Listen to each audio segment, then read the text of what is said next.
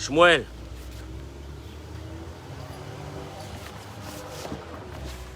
Monsieur Bokertov. Bokertov, bracha ve'atzlacha be'ezrat Hashem, Erev Rosh Chodesh. Ce soir, c'est Rosh Chodesh. Demain et après-demain, n'oubliez pas. Chodesh Macheshvan.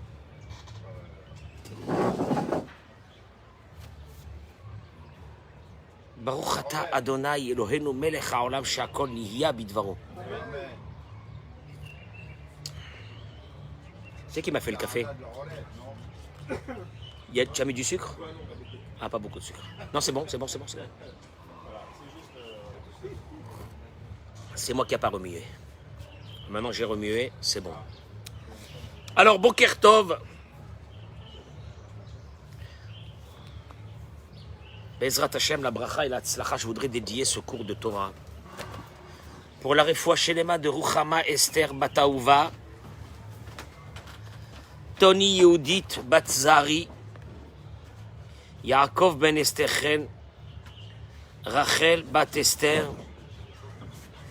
Quand je vois qu'il leur envoie des miracles, Amen Keni Ratson, Bisrout Limud Torah, Eliyahu Ben Shaba, Nathan Yosef Ben Yehudit, Yaakov Ben Dina, Joël Teila Batodet, Liz Noémie Badjuli Frecha, Monique Esther Batodet, Jocelyne Batoraïda, Victor Ayouch Ben Odette, Sarah Colette Bat-Louise, Rivka Bat-Fortuné, Ephraim Trabelsi, Jonathan Meyer, Mordechai, Ben Rachel, Bishar Kol Chole Amecha Israël, Amen Keni Ratson. J'accueille, je vous demande 2 minutes pour accueillir mes amis. Vous savez que j'ai beaucoup d'amis qui tous les matins et dans la journée se connectent avec nous pour écouter les paroles de Torah.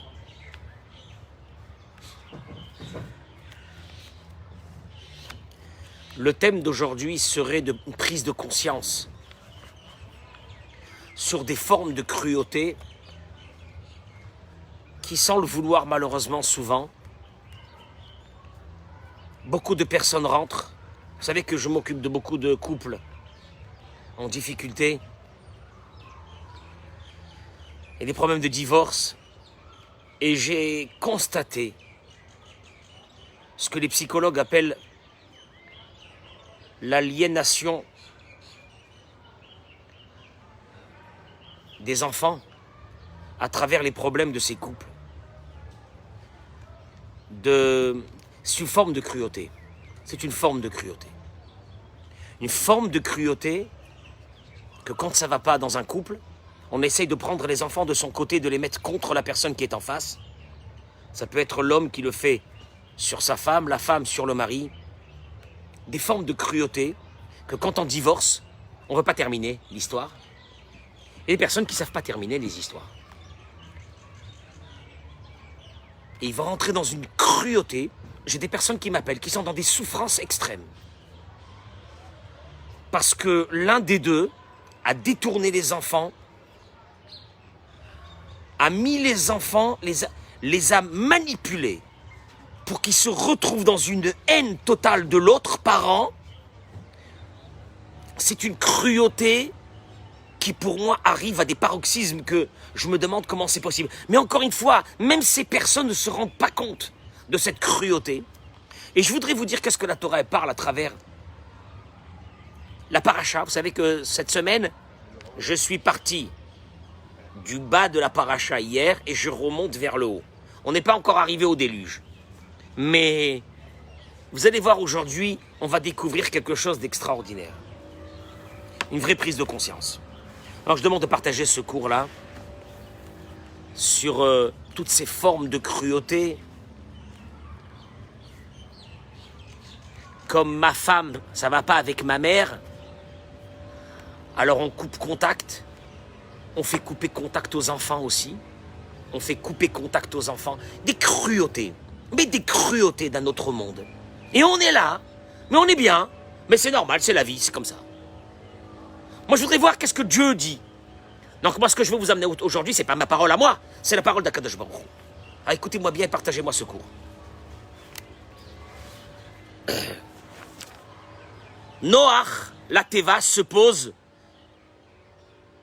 après la monstruosité de la destruction de l'humanité, l'arche de Noach se pose sur le mont Ararat. Je ne sais pas si c'est un hasard, mais ils ont parlé dans les journaux ces derniers jours qu'avec des satellites très perfectionnés, ils pensent avoir découvert exactement l'endroit où se trouve cette Teva. Il y a des recherches qui vont commencer par rapport à ça. J'ai lu sur ça. Bon.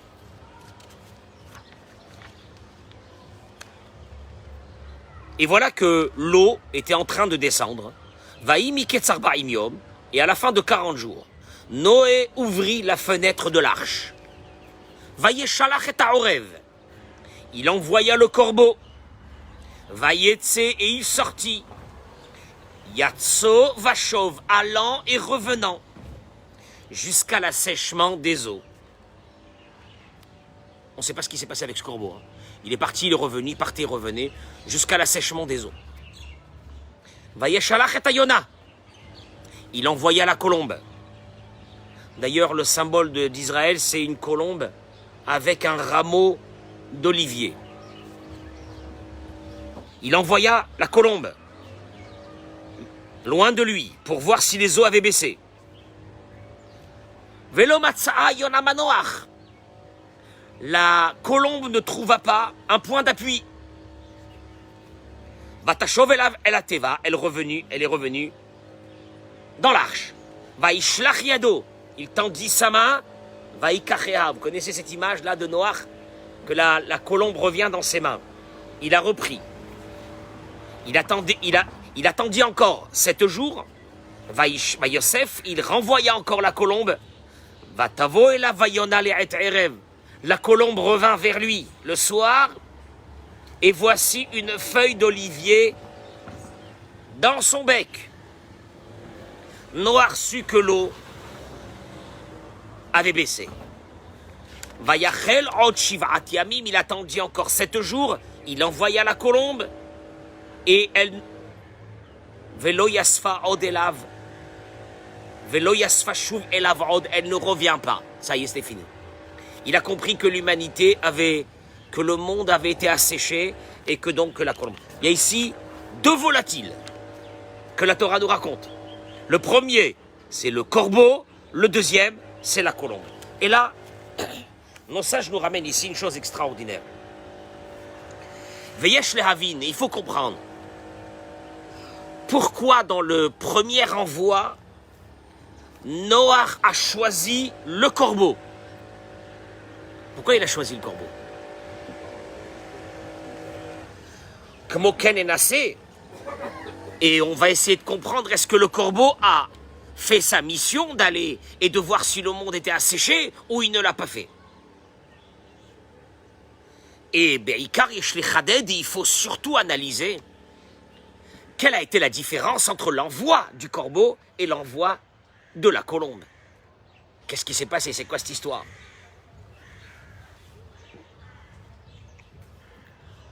On va analyser ce que nos sages disent sur le corbeau. Vous connaissez le corbeau? Hein? Vous connaissez le corbeau? C'est le symbole de l'animal le plus angoissant. Le plus angoissant. En France, on a donné ce symbole de corbeau à celui qui envoie des messages anonymes. Il y a un grand film qui était sorti une fois, Le Corbeau. Que le corbeau, c'est quelque chose apparemment de très négatif chez nous. La Gemara dans Masechet Baba Kama Daf Tzadik Bet, elle ramène. Lo lechinam halach zarzir etzel ha'orev. Nos sages ne savaient pas, il y avait un oiseau qui s'appelait le zarzir. En français, je ne sais pas ce que c'est. Le seul problème, c'est que nos sages n'ont pas réussi à définir est-ce que c'était un oiseau cachère ou non. Et Le Talmud ramène que quand ils ont vu que ce Zarzir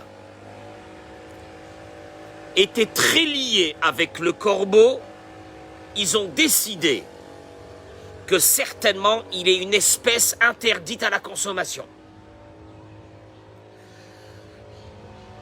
Le Talmud il dit Emorli mi chavercha veomar lecha miata. Les tourneaux. Le Zarzir, c'est les tourneaux. Il est super copain avec le corbeau.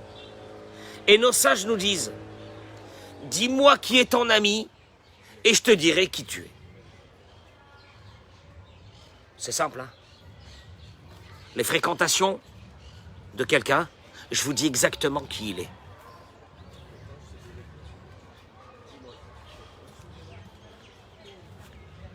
Et moins tu fréquenteras des gens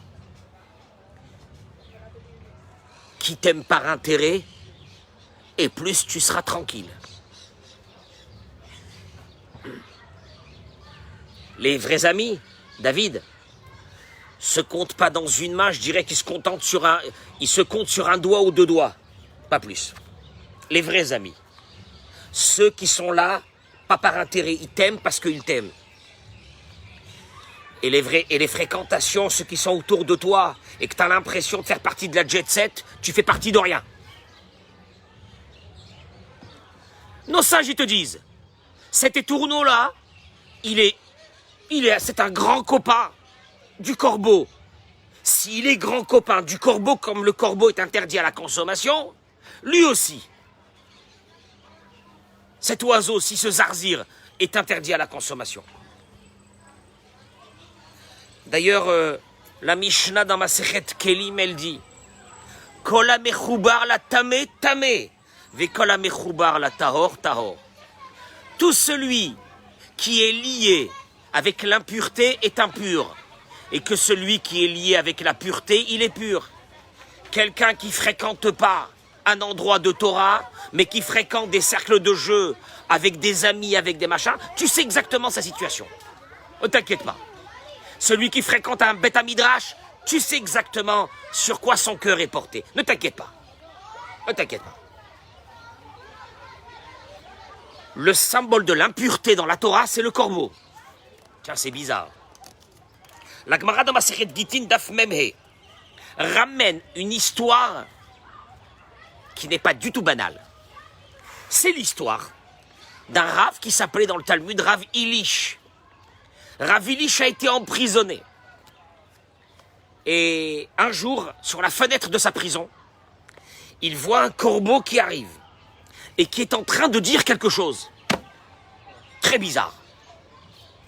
Lui, il ne comprenait pas le langage des corbeaux, mais à la prison, il y avait quelqu'un qui connaissait le langage des oiseaux. La Gemara raconte que Rav Ilish lui a dit à ce monsieur, tu peux m'expliquer qu'est-ce qu'il est en train de dire? Et la réponse de ce monsieur était, Ilish, Ilish, il est en train de dire, Ilish, Ilish, sauve-toi. Apparemment, c'est le moment de se sauver. Les gardiens ne sont pas en train de surveiller la prison, tu peux te sauver, Mazal Tov. La Gemara raconte que Ilish n'a pas bougé de la prison. Ils lui ont demandé pourquoi. Il a dit, le corbeau, c'est un menteur. Toi, tu entends sur un corbeau, ça, tu dis, ah, tout ça, on lui met sur lui. Attendez, vous allez voir. Quelque temps après, une colombe est venue. Elle s'est mise elle aussi à parler. Et là, il lui a dit, elle est en train de dire, Ilish, Ilish, sauve-toi. Et il s'est sauvé, Baruch Hashem, Mazal Tov, il a réussi à partir de cette prison. Le Maharsha, il demande, d'où Ilish savait que le corbeau est menteur? C'est un signe de Dieu qu'un corbeau vient annoncer ça à Ilish, c'est pas un truc normal. Les corbeaux, ils sont pas là en train d'annoncer des nouvelles. Donc c'était un signe de Dieu.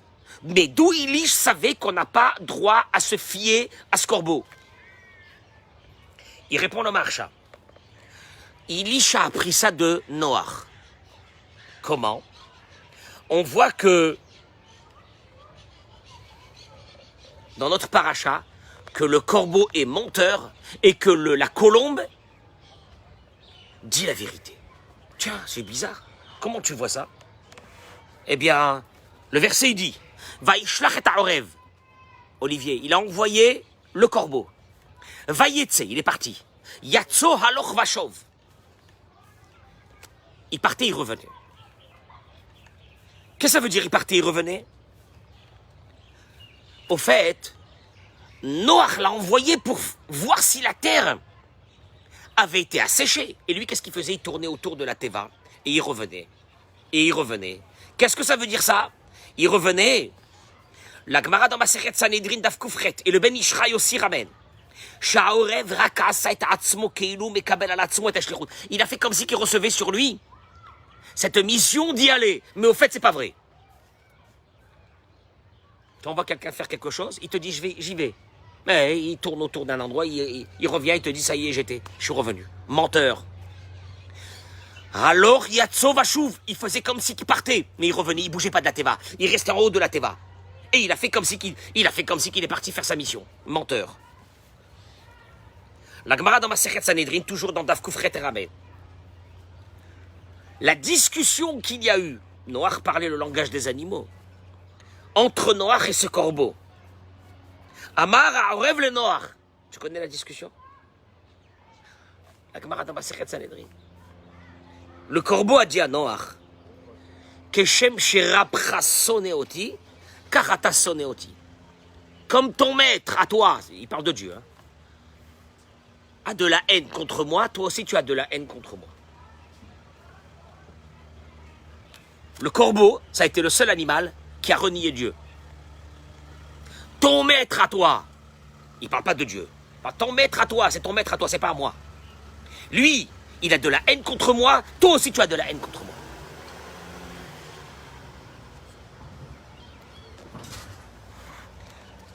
Le symbole, la Gemara dit dans Masechet Sanhedrin et le Ben Ishraï il développe, le symbole de Kfouy Tova, le symbole de celui qui renie le bien qu'on lui fait, c'était le corbeau. Comment tu peux dire ton maître me hait alors que Dieu t'a fait rentrer dans la Teva, toi et ton épouse, Madame la Corbeau, je sais pas comment on l'appelle, et il t'a fait rentrer, il t'a sauvé pendant 1 an. Et Noach t'a nourri pendant 1 an. Comment tu peux dire ton maître me hait et toi tu me hais aussi? Le symbole du mal. Mon sif il continue et il dit le corbeau à Noach. Il lui dit regarde, mais c'est sûr que ton maître il me hait. La preuve, c'est que de tous les animaux purs, il en a fait rentrer 7 de chaque. Et là, il en a fait rentrer qu'un couple des animaux impurs. Il y a moi et mon épouse, il lui dit le corbeau à Noach. Maintenant, moi, si je meurs, mon espèce, elle disparaît, tu te rends compte et tu m'envoies à moi. À moi, tu m'envoies. Vous n'avez pas honte? Tu peux pas envoyer d'autres espèces que moi? Toi et ton maître, vous me haïssez. Mais c'est pas terminé. Il lui a dit, mais je sais ce que tu veux. Je sais, il m'a dit à Noach, je sais ce que tu veux. Apparemment, c'est pas les corbeaux d'aujourd'hui, hein. Parce que pour parler comme ça, etc., c'est... Il lui dit à Noach, je sais ce que tu veux, que je meure et que tu prennes ma femme. Ça, c'est les mots du Midrash. Et Noach, il lui a dit, mais espèce de rachat, de ce qui m'était permis, je ne me suis pas servi dans la Teva. Puisque pendant toute l'année qu'ils étaient dans la Teva, il y avait une interdiction d'avoir des rapports parce que le monde était en destruction. Il y a eu 3 qui ont eu un rapport dans la Teva. Le corbeau, le chien et Ham. Les 3, avec leur épouse. Comment tu peux à moi me dire je vais te prendre ta femme? C'est le symbole du mal. Le mensonge. Aucune reconnaissance du bien quand on lui fait du bien. Suspicieux. Il suspecte le monde entier. Malsain. Malsain. Ok? Et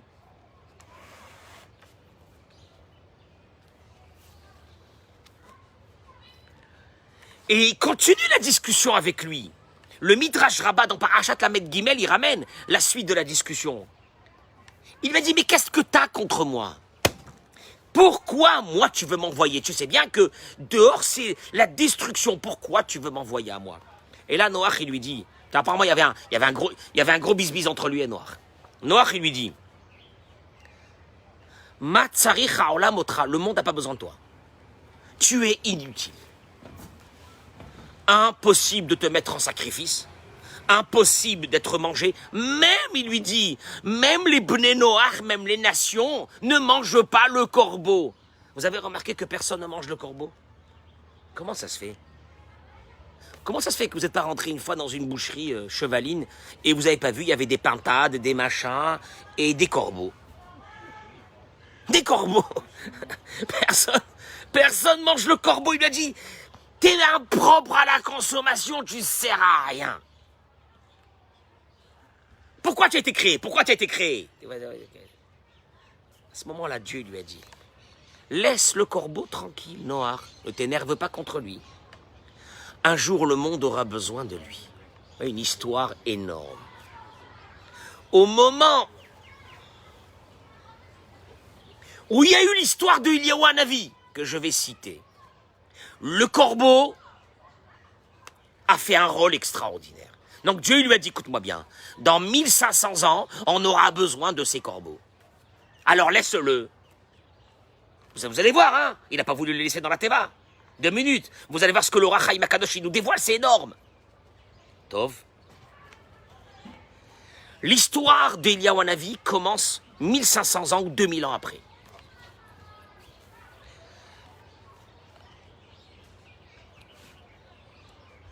Vous savez que Josué, Yehoshua, la première ville qu'il avait conquise, c'était la ville de Jéricho.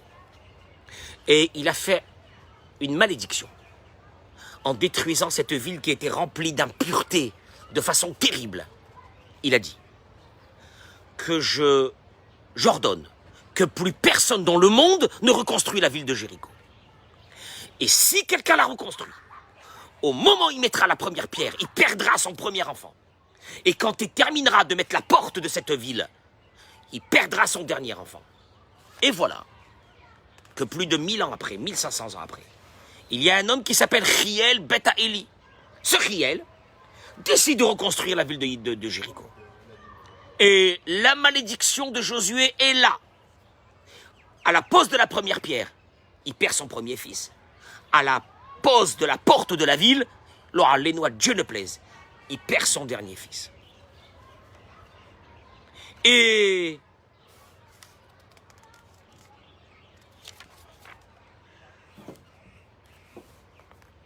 le Midrash ramène qu'au moment où c'est qu'il était en deuil, donc ce Riel, il venait de perdre son dernier fils. Eliyahu Hanavi va venir lui présenter les condoléances. C'était un grand monsieur. Il rentre chez lui à la maison et qu'il trouve là-bas le roi d'Israël. Achav, un rachat, un mécréant, une catastrophe. Et Achav, il dit à Eliyahu Hanavi, tu sais, j'ai un truc à te dire. Il dit quoi?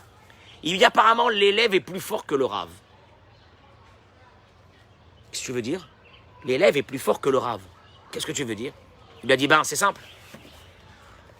La malédiction de Josué, l'élève, elle a marché. Voilà ce qui vient de se passer. Mais le rave, Moïse, Moshe Rabbeinu, c'était le rave de Yehoshua, sa malédiction n'a pas marché. Quelle malédiction? Eh bien, il a dit, la malédiction, c'est que Ishameru lachem, penifte levavchem, vesartem va'abadatem, Elohim hayim. Si vous allez vers les idoles, qu'est-ce qui va se passer? Vecharashem bachem, Dieu s'énervera contre vous, ve'atzaret hashamayim. Il arrêtera le ciel, il n'y aura plus de pluie. Bah, je peux t'assurer on a de la pluie. Donc apparemment, la malédiction de l'élève a marché, mais la malédiction du rave, elle n'a pas marché. Eliyahu Hanavi sort et il dit à Dieu, je décrète qu'à partir d'aujourd'hui, je ne veux plus que tu envoies de la pluie sur Israël. Et l'histoire est racontée, prenez le livre je crois que c'est dans Shoftim, non, c'est dans Melachim, et vous allez voir qu'est-ce qui est marqué là-bas. La pluie s'est arrêtée sur Israël pendant 3 ans. La famine, c'était l'horreur dans le pays. Achav va rechercher Eliyahu Hanavi. Ils veulent le tuer. Eliyahu Hanavi va se cacher dans la grotte. Vous savez qu'en allant vers Haïfa, vous allez voir, il y a une pancarte qui vous dit que c'est la grotte d'Eliyahu Hanavi. Il s'est caché là-bas. Qui c'est qui venait lui donner à manger? Des corbeaux. Des corbeaux. D'ailleurs, le Midrash raconte que les corbeaux partaient dans les cuisines de Achav, ils volaient là-bas la viande, la marchandise, et ils amenaient ça à Eliyahu Hanavi. C'est un truc de fou. Et pourquoi des corbeaux? Pourquoi des corbeaux? Ratsa Kadosh Baruch Hu la rote Eliyahu. Le Malbim y ramène, et il dit, Pourquoi ça manquait des oiseaux? Il ne pouvait pas y avoir un cygne qui amène comme ça tranquillement, un aigle qui amène à manger Eliaou. Pourquoi les corbeaux? Et en plus, c'est ces corbeaux-là, Dieu, il a dit à Noach, ne touche pas aux corbeaux parce qu'on aura besoin d'eux 1500 ans après avec Eliaou Hanavi. Il dit le Malbim que Akadosh Baruch Hu a voulu montrer à Eliaou Hanavi qu'à un moment donné, la cruauté, c'est bon, mais on arrête. On arrête la cruauté. Ça fait 3 ans. Tu as décrété qu'il n'y ait pas de pluie. Dieu, il fait passer le message. Ça fait 3 ans que le peuple souffre. Des femmes, des enfants. Ça suffit. Ça suffit. Mais comment faire prendre conscience? C'est que l'oiseau le plus cruel est en train de venir te donner à manger. Pour que tu comprennes qu'à un moment donné, la cruauté, il faut l'arrêter. Et là, il faut comprendre une chose. Parce que la cruauté, on avait appris qu'il était menteur. On a appris qu'il était ingrat. Mais la cruauté, d'où la cruauté, le Midrash Tanchuma dans Parashat Ekev ramène que c'est peut-être pas les corbeaux d'aujourd'hui, hein. C'est une race de corbeaux, peut-être, je ne sais pas si elle existe encore. Que le corbeau est noir, hein, et quand ses enfants naissent, ils sont blancs. Et ou banav. Le Midrash dit, au moment que le corbeau il voit que ses enfants sont blancs, il ne comprend pas pourquoi ils sont blancs. Et il est convaincu.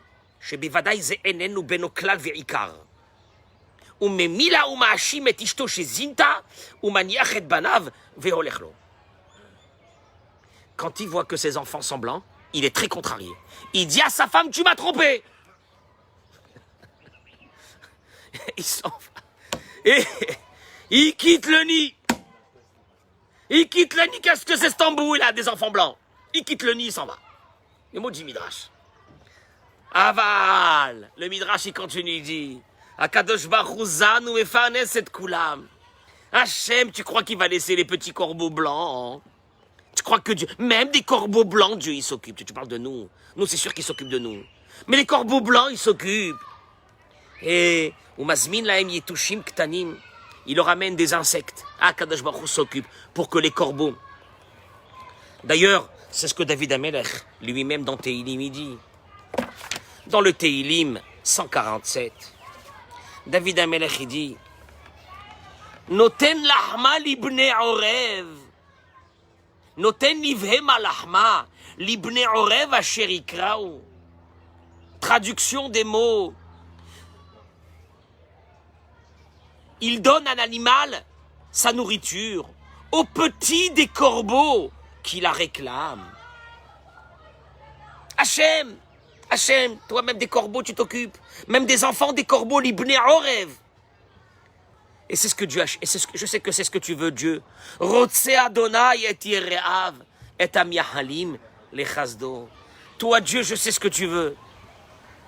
Toi, tu veux que ceux qui te craignent, ceux qui t'aiment, t'implorent, te demandent, comme ces enfants des corbeaux. Il fait référence à ces enfants de corbeaux qui sont blancs et qui ont été abandonnés par Monsieur Corbeau.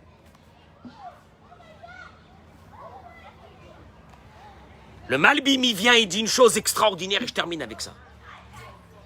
C'est quoi cette histoire de tous ces animaux-là? Là, on a analysé le corbeau. D'ailleurs, tu vois bien qu'il y a une différence entre lui et la colombe. C'est que la colombe, il est écrit que Noach l'a recueilli dans la Teva. Le corbeau, Noach ne veut même pas le recueillir dans la Teva. C'est la cruauté, c'est la méchanceté, le mensonge. C'est l'animal le plus négatif. Mais le Malbim, il pose une vraie question. Il dit, mais alors, qu'est-ce que c'est tous ces animaux que Dieu a créés dans le monde? Qu'est-ce qu'ils nous apprennent à nous? Parce que là, je fais un cours, ça fait déjà 25 minutes que je vous parle d'un corbeau. C'est mignon, mais ça mange pas de pain. On fait quoi avec cette histoire de ce corbeau? Qu'est-ce que nous, on a à apprendre de ces animaux? Et il dit le Malbim une chose extraordinaire. Dieu a créé un homme en prenant de chaque animal et oiseau et volatile une partie, un génome, et il a créé avec tous ces génomes-là l'être humain. Et mince. Hein? Arié, il dit le Malbim, Gibor. Le Arié, c'est quoi? Il te montre d'être avoir un peu de force dans ta vie. Le mec, il est là comme ça, il se traîne. Vas-y, vas-y, t'as la force du lion, toi. Le namer, Az, le namer, il est fougueux, il n'a pas peur, il court, il va. Le tzvi, kalkatsevi, le tzvi, c'est quoi le tzvi? Le cerf. Il bondit. Hein, qu'est-ce qu'il y a? Qu'est-ce qu'il y a? Qu'est-ce que tu fais chez toi à la maison? Tu bouges pas de la maison, va travailler. Va, sors. Le tsav, la tortue. Un des gens, ils marchent comme ça. Qu'est-ce que tu fais? Je me suis posé. On s'est posé. On se pose. La tortue, elle n'est pas bougée. Un émala. On a un peu de la fourmi en nous. La némala, la fourmi. Shlomo HaMelech, il dit, Lechel némala atzel.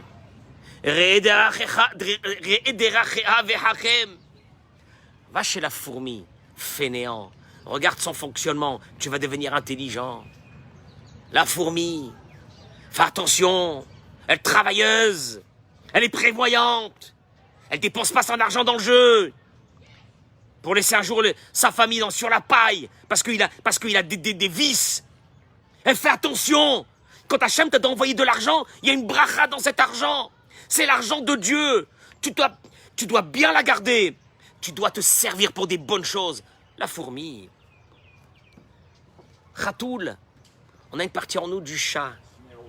Le chat, c'est la tzniout. C'est la pudeur. La pudeur. J'observais là le chat de Dor HaGeoula, le petit chat qu'on a ici. Il a fini de manger. J'ai vu qu'il est parti faire ses besoins. Il s'est mis derrière un arbre. Il a creusé par terre.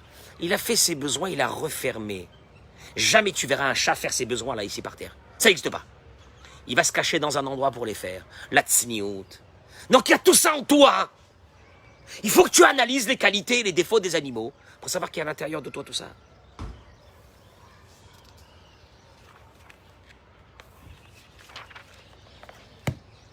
Qu'est-ce que l'on doit apprendre? Un animal haïssable. Haïssable. Au plus profond. Le Ohr HaChaim HaKadosh, je termine avec ça parce que c'est énorme. Ce qu'il dit le Ohr HaChaim HaKadosh, vous comprenez qu'est-ce que c'est? Il dit le Ohr HaChaim HaKadosh que quand c'est marqué Vaishlach et Haorev, il a envoyé le corbeau. Et dans la colombe, c'est marqué Vaishlach et Yona Meito.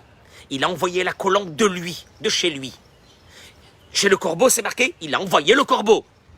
Et sur la colombe, c'est marqué il a envoyé la colombe de chez lui. Il te dit la différence, elle est très simple.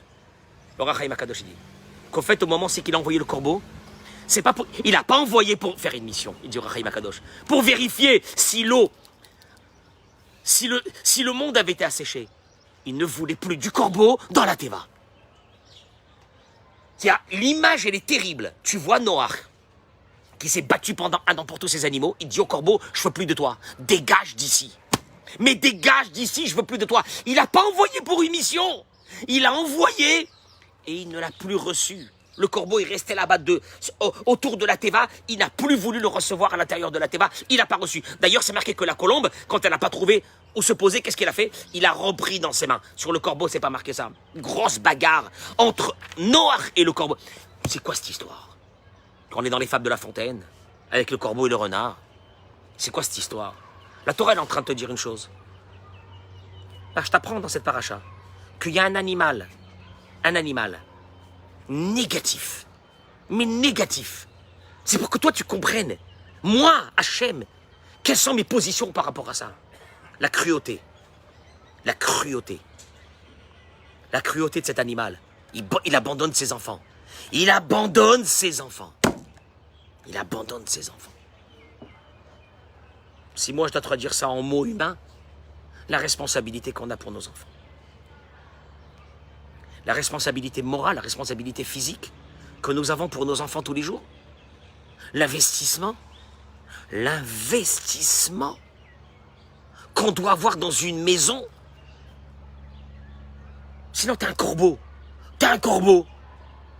Tu sers à rien. C'est ce qu'il a dit Noir, tu sers à rien. L'investissement, la charayout, la responsabilité qu'on a vis-à-vis de nos enfants.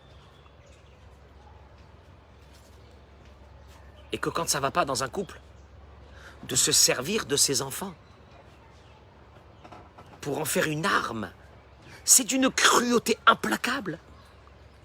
Combien d'enfants ne parlent plus avec le père ou avec la mère? Pourquoi? Même parce que le père est en train d'expliquer aux enfants que la mère, elle lui demande beaucoup d'argent.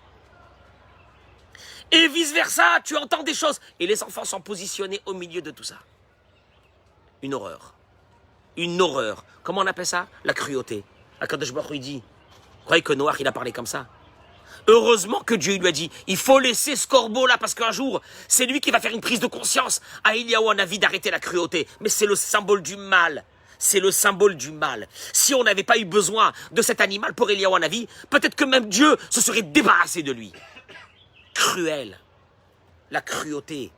Mais la cruauté n'est pas seulement physique.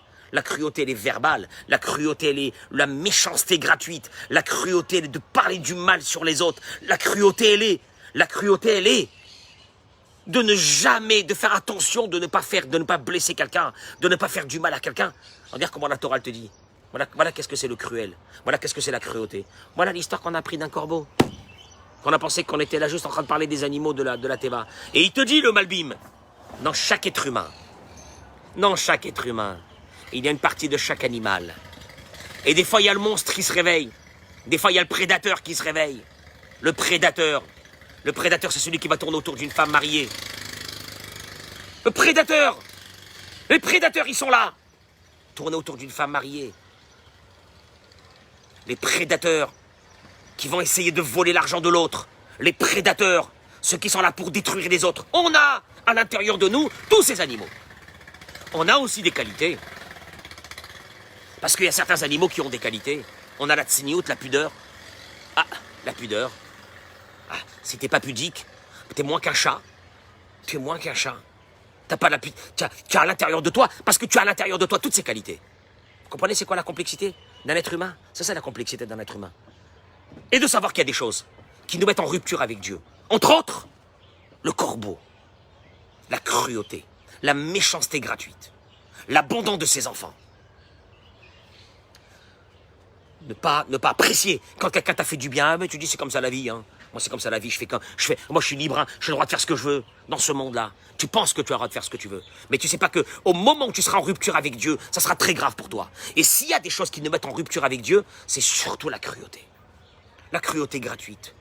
La cruauté morale. La cruauté physique qu'on peut avoir dans notre vie. Parce qu'on est mal. Parce qu'on n'est pas bien. Parce qu'on est malheureux nous-mêmes. Et comme on est malheureux nous-mêmes, on fait du mal aux autres.